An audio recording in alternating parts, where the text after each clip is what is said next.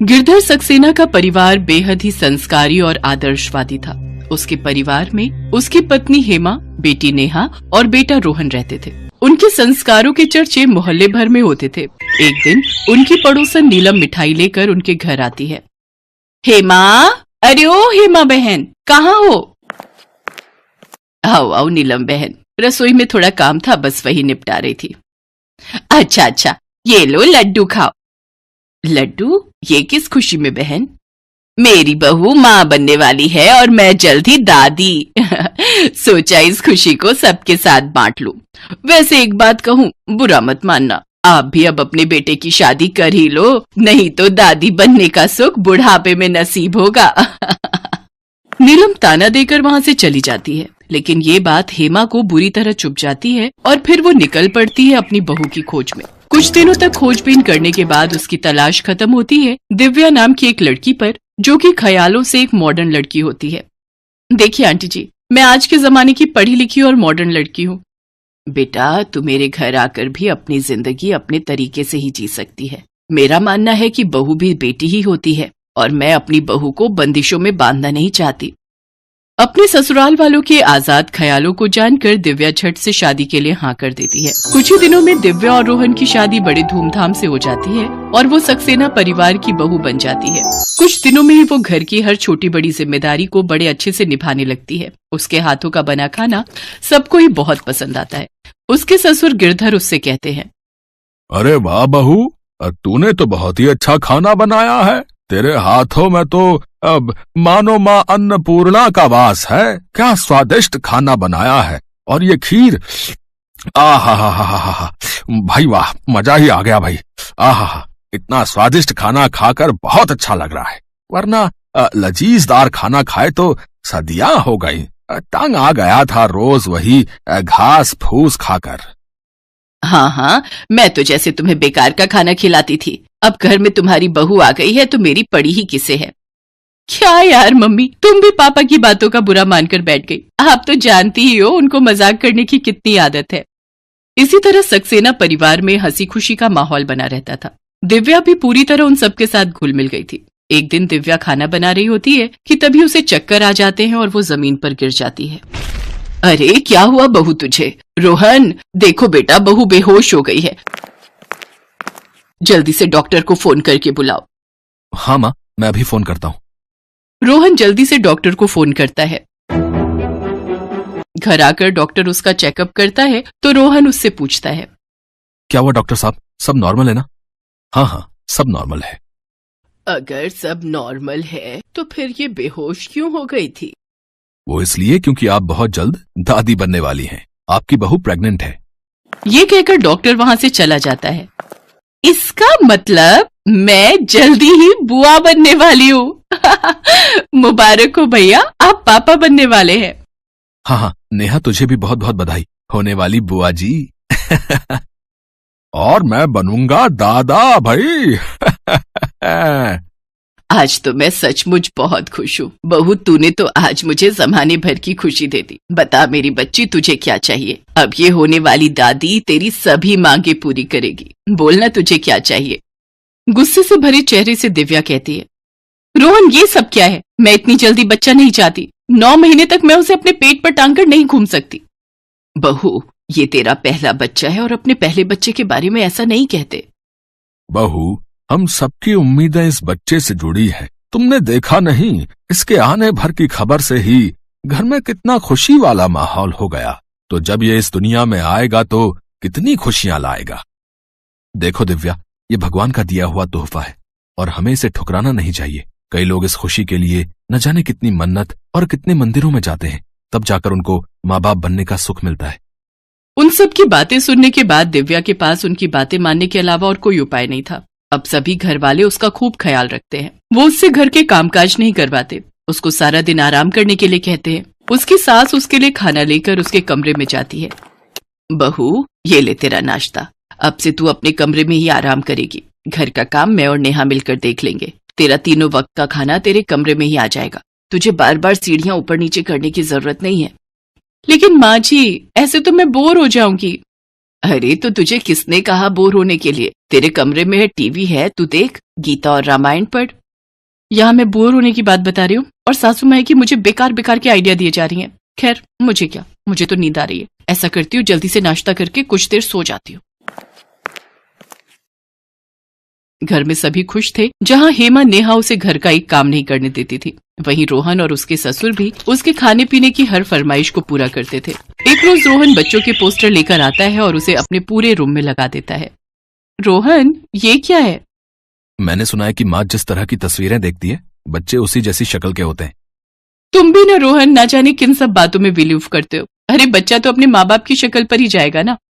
तभी उसकी ननद भी उसके कमरे में ढेरों खिलौने लेकर आ जाती है। भाभी देखो, हमारे आने वाले नन्हे मेहमान के लिए मैं खिलौने लेकर आई हूँ।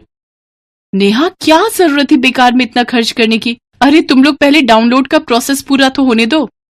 ऐसे ही कई महीने बीतते हैं, जिसके साथ बहू की प्रेगनेंसी के महीने भी बढ़ते जाते हैं, जिससे दिव्या का मन भी अपने बच्चे के लिए बदलने लगता है और वो भी उससे जुड़ाव महसूस करती है। एक रोज सभी हॉल में बैठकर कॉमेडी शो देख रहे होते हैं कि तभी दिव्या के पेट में बच्चा लात मारता है और दिव्या जोर से चिल्ला उठती है, उई माँ! क्या हुआ दिव्या, तुम ठीक तो हो ना? हाँ, वो बच्चे ने लात मारी। भाभी, लगता है उसको भी कॉमेडी शो बहुत पसंद है। सभी जोर जोर से हंसने लगते हैं। ये देख दिव्या की आंखों में खुशी के आंसू आ जाते हैं और वो रोने लगती है। क्या हुआ बहू, तू रो क्यों रही है? माँ जी, आप सच कह रही थी। माँ बनने का सुख इस दुनिया का सबसे बड़ा सुख होता है। अब मैं अपने बच्चे को महसूस करने लगी हूँ और मैं अपनी इस पहली प्रेगनेंसी को अच्छे से एंजॉय करना चाहती हूँ।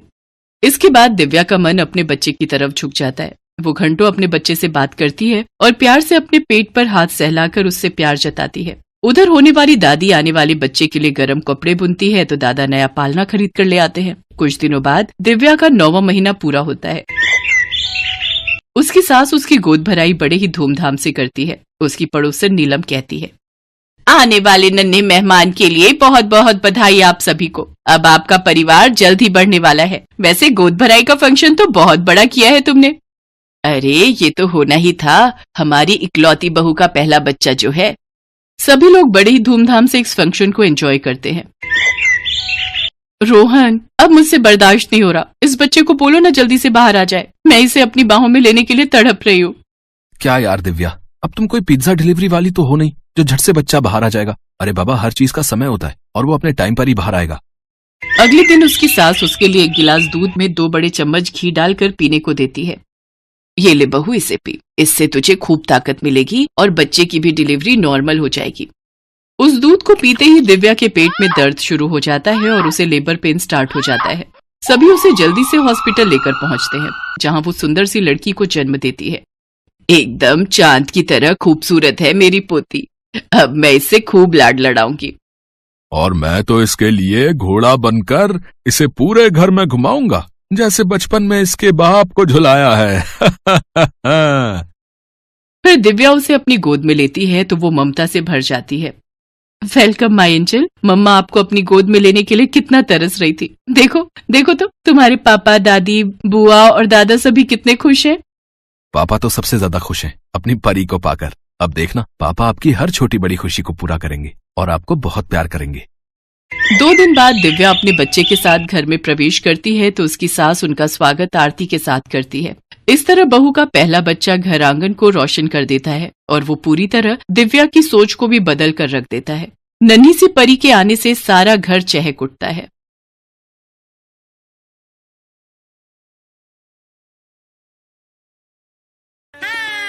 अभी कुछ दिनों पहले ही विनोद और काजल की शादी हुई थी।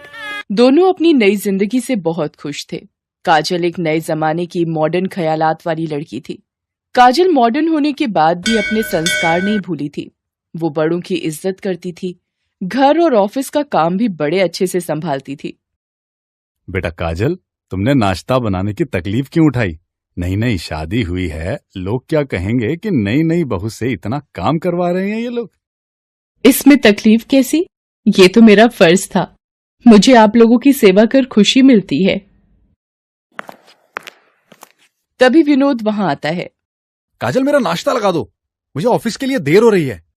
अरे अभी अभी तुम दोनों की शादी हुई है, तुम दोनों साथ में कुछ समय बिताओ, कहीं घूमने जाओ। तुम दोनों तो सामाजिक उलझन में उलझ गए। ये दिन जिंदगी में सिर्फ एक बार ही आते हैं।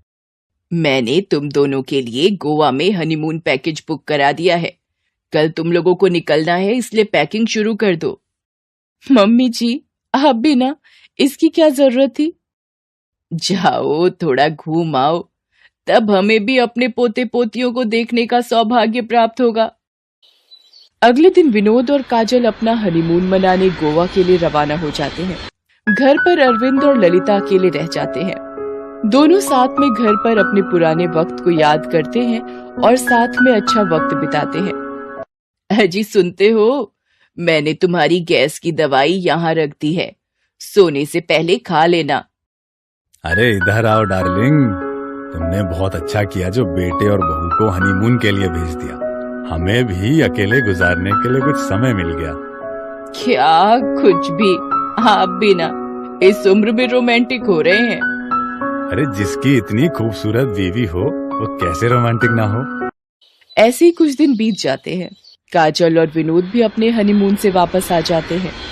कैसा रहा हनीमून? साथ में अच्छे से एंजॉय किया ना? हाँ मम्मी जी, गोवा बहुत रोमांटिक जगह है। हमें भी जल्द दादा दादी बनने की खुशखबरी चाहिए। काजल शर्माते हुए वहां से भाग जाती है। एक दिन पड़ोस में रहने वाली सरला बुआ घर पर आती हैं। सरला बुआ मोहल्ले की एक एक खबर रखती थी। मोहल्ले के लोग उन्हें खबरी बुआ भी कहते थे। अरे ओ ललिता, कब खुशखबरी सुना रही हो दादी बनने की? दीदी, आप तो जानती हैं आजकल के बच्चों को अपने मन की करते हैं। ये तो सब वक्त वक्त की बात है। एक दिन काजल किचन में खाना बना रही थी, तभी उसकी तबीयत थोड़ी बिगड़ जाती है और उसे हल्का चक्कर आने लगता है। ललिता वहां आती है और उसे संभालती है और उसे पानी पीने को देती है। क्या हुआ बेटा, तुम्हारी तबीयत अचानक ऐसे कैसे बिगड़ गई? कोई खुशखबरी है क्या? मैं तुम्हें डॉक्टर के पास लेकर चलती हूँ। नहीं मम्मी जी, ऐसा कुछ नहीं है। मैंने और विनोद ने इस बारे में अभी सोचा नहीं है। कुछ दिनों बाद ललिता की तबीयत बिगड़ने लगती है। उसे उल्टी और चक्कर आने लगते हैं। माँ आप ठीक तो है ना? हमें कल ही डॉक्टर को जाकर दिखाना चाहिए। अरे नहीं बेटा, पेट में गैस हो गई होगी। इस उम्र में तो ये सब होता ही है। तभी सरला बुआ वहाँ आ जाती है। हाय रे ललिता, इस समय तो तुम्हारी बहू को उल्टियाँ और चक्कर आनी चाहिए थी। इस उम्र में तो अपच होना आम बात है। कुछ दिनों बाद ललिता का पेट भी बाहर निकलने लगता है। ललिता अरविंद से जाकर बात करती है। अजी सुनते हो? अरे बोलो मेरी जान। मुझे लगता है मैं गर्भवती हूँ। उल्टी और चक्कर आना, उसके बाद मेरे पेट का यूं फूल जाना कोई मामूली बात नहीं है। अरे ये क्या बोल रही हो? हम कल ही जाकर डॉक्टर को दिखाएंगे। बधाई हो, आप माँ बनने वाली हैं। ये क्या हो गया? दादी बनने की उम्र में मैं माँ बनने वाली हूँ। ओह, मेरे बेटा बहू क्या कहेंगे? सारा समाज हम पर हंसेगा। आप चिंता मत कीजिए, आजकल ये सब नॉर्मल है। माँ बनना तो दुनिया के सबसे खूबसूरत लम्हों में से एक है। आजकल औरतें किसी भी उम्र में माँ बन सकती हैं। हमें उससे क्या, हम समाज में क्या मुंह लेकर जाएंगे? घर पर काजल और विनोद दोनों की राह देख रहे थे। मुझे बहुत डर लग रहा है, सब कुछ ठीक होगा ना? मैं भी भगवान से यही प्रार्थना कर रही हूँ, मम्मी जी को कोई गंभीर बीमारी ना हो। मैं पापा को कॉल करके पूछ लेता हूँ। तभी अरविंद और ललिता वहां आ जाते हैं। क्या कहा डॉक्टर साहब ने? सब ठीक है ना? हाँ बेटा, सब ठीक है। भगवान का लाख लाख शुक्र है कोई बड़ी बीमारी नहीं हुई। बेटा, वो हम तुम्हें बताना चाहते हैं कि अरे वो ललिता माँ बनने वाली है। तभी वहां सरला बुआ भी आ जाती हैं। क्या मम्मी जी फिर से माँ बनने वाली हैं? वो भी इस उम्र में? हाय दैया, शायद उम्र के साथ मेरे कान भी खराब हो गए हैं। मैंने कुछ गलत ही सुन लिया। ये सच है सरला दीदी। ये कैसे हो सकता है? बहू के गर्भवती होने के समय सास गर्भवती है, हे राम, रहीमन संसार में भांति भांति के लोग। डोंट वरी मम्मी जी, ये सब आजकल कॉमन है। आजकल की औरतें अपने सपने पूरे करने के लिए उम्र होने के बाद भी सैरोगेट मदर बनना पसंद करती हैं। ललिता को समाज का डर था कि समाज के लोग क्या बोलेंगे, आस पड़ोस वाले सभी हंसेंगे और उनका मजाक बनाएंगे। सरला बुआ मोहल्ले में सभी को जाकर ये बात बता देती हैं। आस पड़ोस की औरतें ललिता के घर पर जमा हो जाती हैं। ये मैं क्या सुन रही हूँ ललिता, क्या ये सच है? मुझे तो यकीन ही नहीं हुआ, इसीलिए भागी भागी यहाँ चली आई। इसीलिए कल मैंने अरविंद भैया को इमली ले जाते हुए देखा था। मुझे लगा था बहू खुशखबरी देने वाली है, लेकिन यहाँ तो सास ही। तभी वहां काजल आ जाती है। मम्मी जी, आपको आराम करना चाहिए। इन औरतों को तो सिर्फ गॉसिप करने के लिए टॉपिक चाहिए। लेकिन ये सब तो सच कह रही है ना, हमारा समाज अभी इन बातों को नहीं मानता है। मम्मी जी, आप इतना मत सोचिए, अभी आपको आराम की जरूरत है। ऐसे ही कुछ दिन और बीत जाते हैं। ललिता का 7वां महीना चल रहा होता है। काजल और विनोद बड़ी खुशी से अपनी गर्भवती सास ललिता के लिए गोद भराई की रस्म का आयोजन करते हैं। काजल मोहल्ले में जाकर सभी औरतों को निमंत्रित कराती है। सरला बुआ, कल सासू माँ की गोद भराई है, आप सभी उन्हें और उनके बच्चे को आशीर्वाद देने जरूर आइएगा। हाय रे काजल, तुम बड़ी भोली हो। अरविंद और ललिता की उम्र हो चली है, इस उम्र में कोई कैसे गर्भवती हो सकती है? बच्चे के भविष्य का क्या, सारी जिम्मेदारी तुम पर और विनोद पर आ जाएगी। उसकी चिंता आप न करें, हमें नए मेहमान के आने की तैयारी करनी है। अगर आप हमारी खुशियों में शामिल होना चाहती हैं तो गोद भराई में जरूर आइएगा। गोद भराई की सारी तैयारियां हो जाती हैं, लेकिन मोहल्ले की एक भी औरत गोद भराई की रस्म में शामिल नहीं होती। ये देख ललिता को बहुत ठेस पहुंचती है। ये सब करने की क्या जरूरत थी बेटा? मम्मी जी, कोई आए या ना आए, हमारे घर में छोटा मेहमान आने वाला है, हम इस बात की खुशियां मनाएंगे। काजल खुशी से ढोल बजाकर गीत गाती है। ढोलक की आवाज सुनकर मोहल्ले की औरतें भी आनी शुरू हो जाती हैं। सभी मिलकर गीत गाती हैं और खुशी से नाचती हैं। आप सबका बहुत बहुत धन्यवाद, आप सब हमारी खुशियों में शामिल होने यहाँ आए। आते कैसे नहीं, तुमने इतनी जोश और उमंग से ढोलक बजाया, हम लोग अपने आप को यहाँ आने से रोक नहीं पाए। ये मेरे अंदर की खुशी है जो आपको इस ढोलक की आवाज के साथ आ रही है। मेरे पैर तो खड़े खड़े ही थिरक रहे हैं। तभी ललिता की प्रसव पीड़ा शुरू हो जाती है। मुझे फौरन अस्पताल लेकर चलो। मैं तुरंत एम्बुलेंस को फोन करती हूँ। ललिता को हॉस्पिटल लेकर जाते हैं। ललिता को छोटी नन्ही बेटी होती है। मुझे बहुत खुशी है, हमारे घर में लक्ष्मी आई है, ये हमारी भी बेटी है। हाँ, और हम भी इसे अपनी बेटी की तरह ही पालेंगे। बहुत बहुत बधाई हो ललिता, खुश नसीब लोगों के घर में ही बेटियां जन्म लेती हैं। नन्ही परी के आने से सारे मनमुटाव खत्म हो जाते हैं।